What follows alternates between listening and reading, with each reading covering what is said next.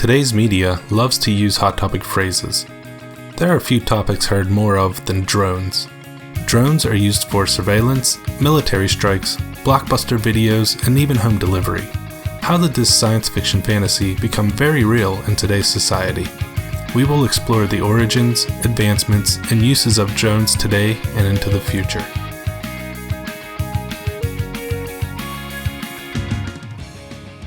The origin of the drone can be traced back farther than you may think.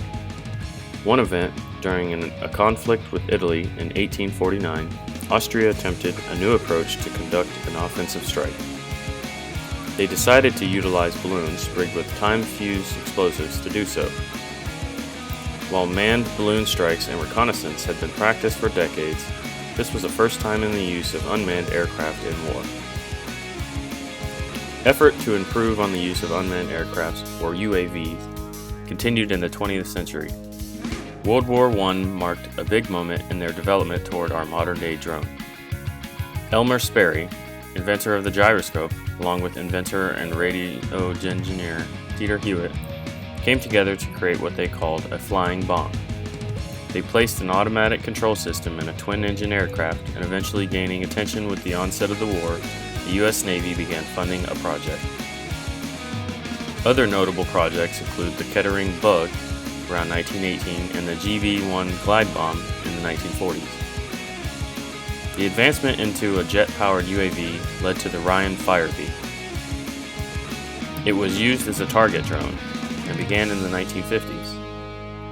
With great success, many models were developed for the next 3 decades. The Israeli Tadiran Mastiff was first flown in 1973 and was the first UAV outfitted with real-time surveillance. Its great success at the beginning of the 1982 Lebanon War prevented pilots from dying.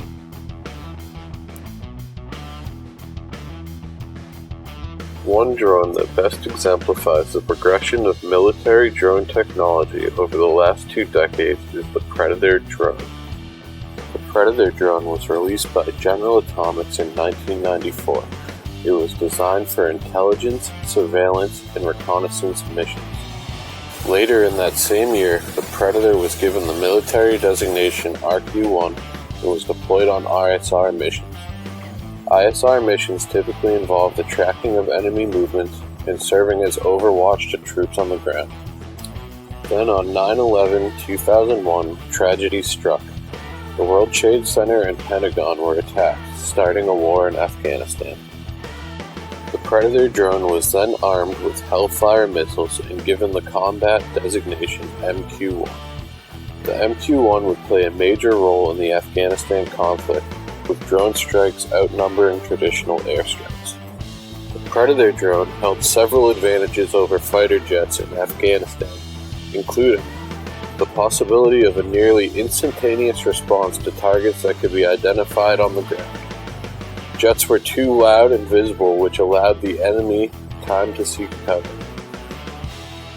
Predator drones are able to approach undetected, identify targets, track their movements, and fire on them, all before the enemy knows there's a hostile in their vicinity. All of this can be accomplished with no risk to the pilot. This is because Predator drones are operated remotely via satellite link. Some also have the ability to operate autonomously, but they cannot use lethal force without human involvement. For all of these reasons, the number of drone strikes has continued to grow in the past 10 years, while the number of standard airstrikes has been drastically reduced. These trends can be expected to continue. As drone technology advances, their role on the battlefield and within the United States will continue to evolve.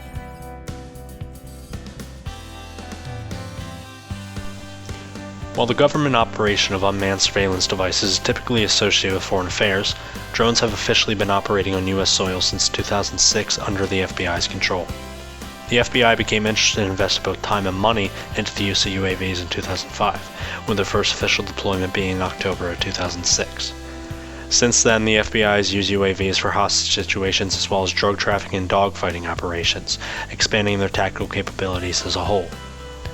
Criticism has been directed towards the FBI with the use of UAVs possibly interfering with the personal lives of the American people, not to mention what foreign affairs have to say towards their use.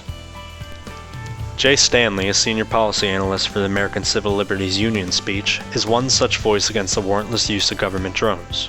No agency, including the FBI, should deploy surveillance drones without first having strong privacy guidelines in place. The privacy guidelines mentioned by Stanley have been acknowledged by the FBI as well as other government officials. In turn, legislators are vying for Congress to rein in control on the government use of drones, involving the need for warrants and public notice before deploying drones to collect information in public spaces, something which would inevitably have a drastic effect on the benefit of having an eye in the sky. Military spending suggests that drone improvements are the future of air warfare. Instead of spending $180 million on a manned fighter jet, military leaders would rather see $14 million spent on a remote drone system. It currently requires 2 pilots to operate a Reaper drone properly. The Pentagon is currently researching and developing systems where 1 pilot could conceivably control a pack of up to 6 drones. Outside of combat missions, drones are being developed that could provide life-saving medicine. In France, researchers have created an AED drone that has the potential to cut response times for cardiac arrest situations from 10 minutes to 2, greatly increasing the chance of survival.